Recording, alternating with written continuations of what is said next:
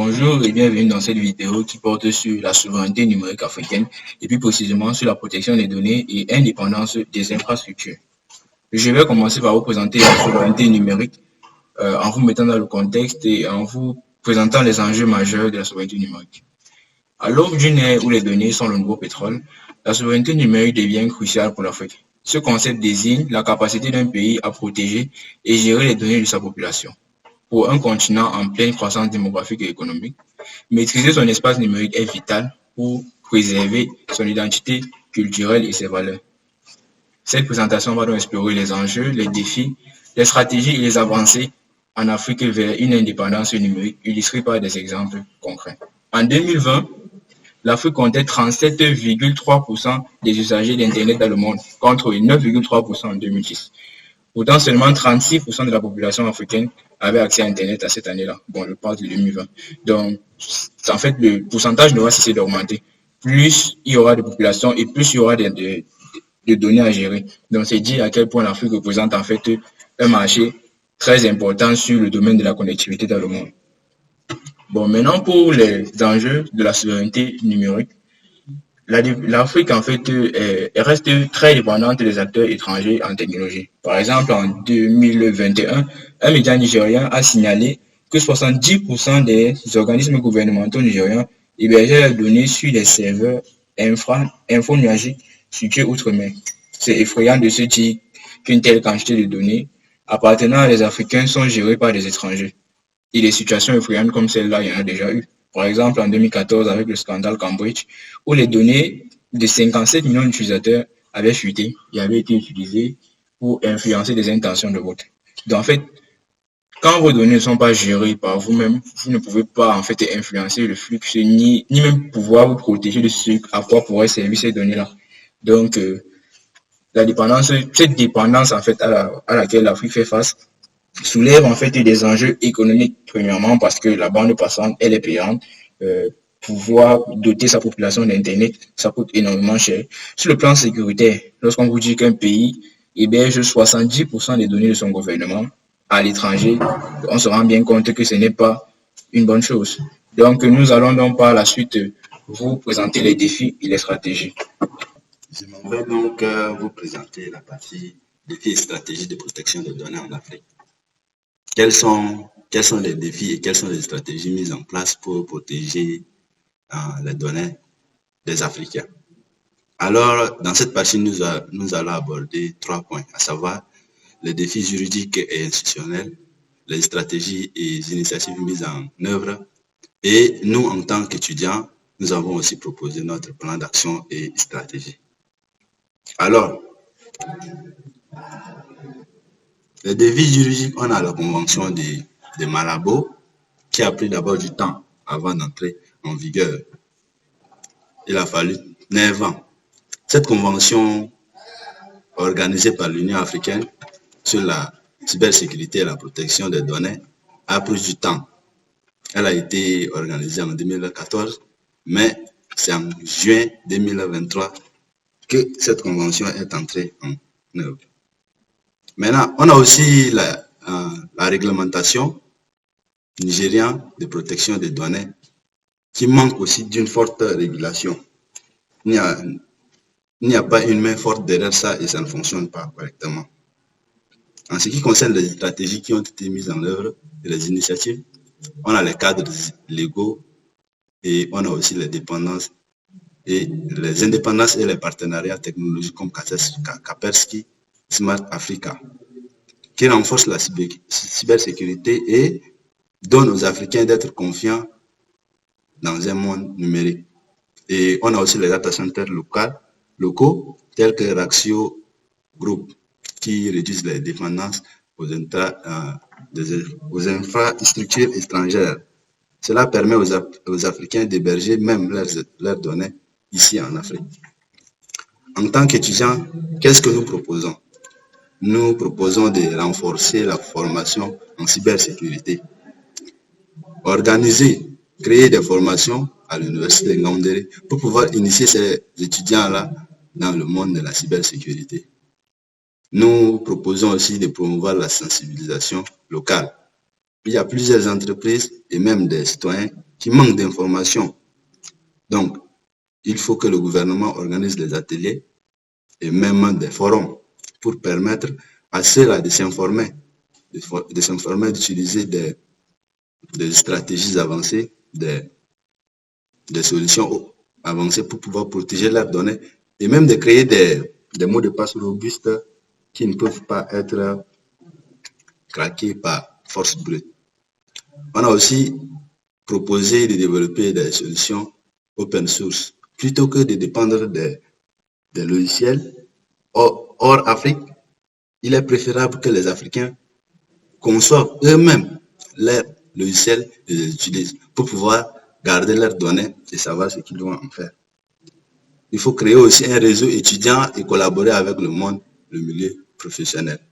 Cela va permettre à nos anciens, à nos grands frères et même à nos papas de nous transmettre ce qu'ils ont acquis dans leur carrière pour nous permettre de mieux nous organiser, pour nous permettre de vite avancer pour pouvoir protéger les données des Africains, des données dans un avenir. Et il faut encourager aussi l'adoption des infrastructures locaux, telles que les data centers, tels que les projets vraiment avancés et autres et autres. Il faut vraiment s'investir dans ces domaines-là. Merci. Donc, je passe la parole à Ryan pour continuer la suite. État et défi des infrastructures numériques en Afrique. Premièrement, nous allons parler des avancées et des dépendances, connectivité et pénétration. Et ensuite, nous allons parler de la vulnérabilité aux cyberattaques. Et en second plan, je vais vous parler de la perspective et initiative pour l'indépendance numérique, dans lequel on va voir les projets continentaux et les investissements nationaux.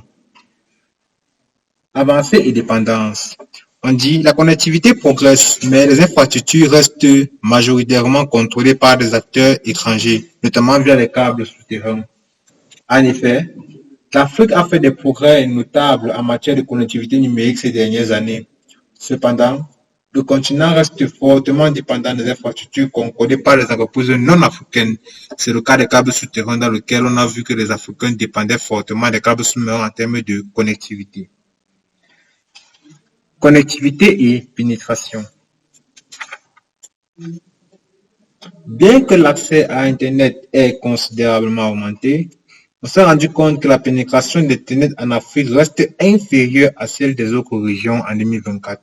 C'est le cas en Afrique de juste 38% de la population africaine contre 80% dans les autres régions européennes. Vous voyez que ça représente vraiment un taux vraiment minime.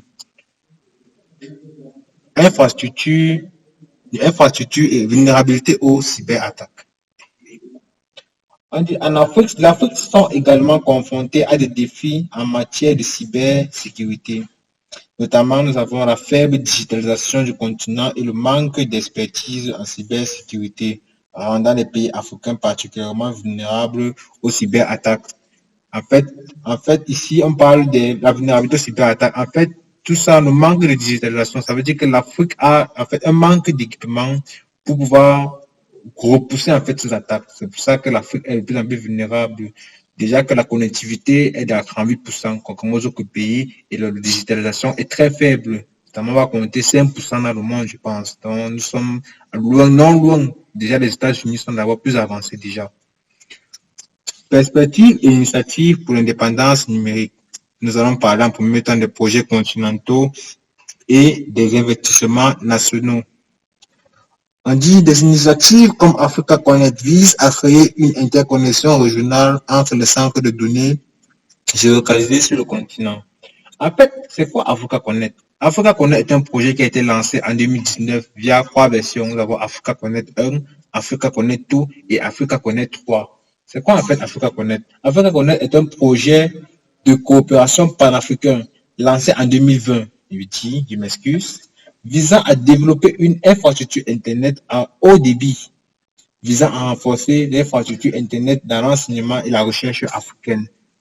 En fait, c'est un projet visant à en fait développer l'information et la digitalisation via la recherche dans le domaine académique en Afrique.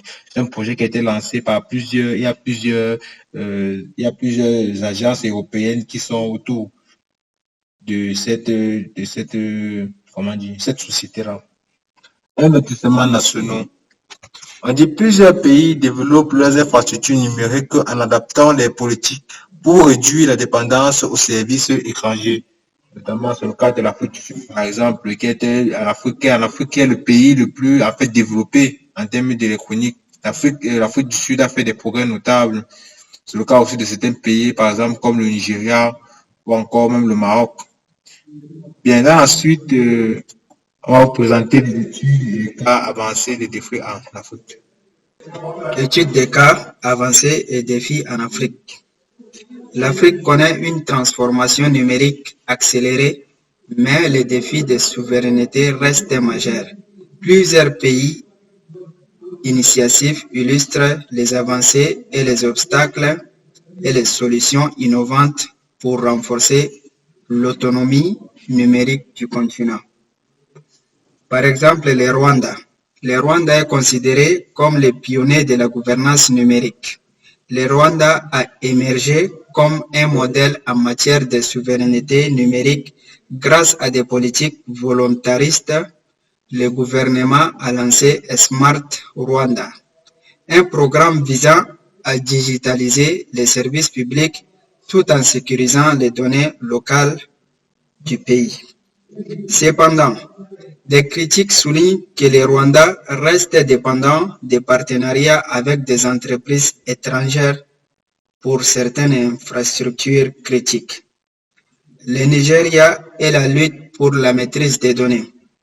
Avec la plus grande économie d'Afrique, le Nigeria fait face à des enjeux colossaux en matière de souveraineté numérique. Le pays a adopté en 2019 le Nigeria Data Protection Regulation NDPR, encadrant strictement le traitement des données personnelles. Des entreprises locales comme Tizeti proposent des solutions Internet haut débit. Pourtant, le Nigeria reste vulnérable au monopole des entreprises étrangères telles que Google, Amazon, Facebook, qui dominent les marchés du cloud et des services en ligne. Le Kenya, considéré comme un hub technologique sous tension. Le Kenya a souvent considéré comme la Silicon Savannah, incarne à la fois les promesses et les contradictions de la souveraineté numérique en Afrique. D'un côté, des startups locales comme Safaricom prouvent que l'innovation africaine peut rivaliser avec les géants étrangers. Le gouvernement a également lancé le Kenya Digital Economy Blueprint, visant à renforcer les infrastructures locales et à réguler les flux des données. L'Afrique du Sud, entre avancée et dépendance. L'Afrique du Sud dispose de l'un des écosystèmes numériques les plus avancés du continent. La loi POPIA, Protection of Personal Information Act, impose des règles strictes sur la collecte et les stockages des données. Des entreprises comme Teraco opèrent certains des plus grands data centers d'Afrique, attirent des investissements tout en gardant une partie de la gouvernance locale. Cependant, le pays reste tributaire des infrastructures gérées par des acteurs étrangers comme Amazon Web Services, AWS, qui y a ouvert une région cloud en 2020. En conclusion, la souveraineté numérique repose sur deux piliers fondamentaux, la protection rigoureuse des données et l'indépendance des infrastructures. Face aux défis persistants d'indépendance technologique, cybermenaces et législation fragmentée, le continent doit accélérer son émancipation digitale par une approche à la fois régionale et locale. Enfin, la souveraineté numérique ne sera pleinement atteinte que par une collaboration multisectorielle, États, entreprises, universités et sociétés civiles doivent unir leurs efforts pour construire un écosystème numérique sécurisé, autonome et inclusif. Merci.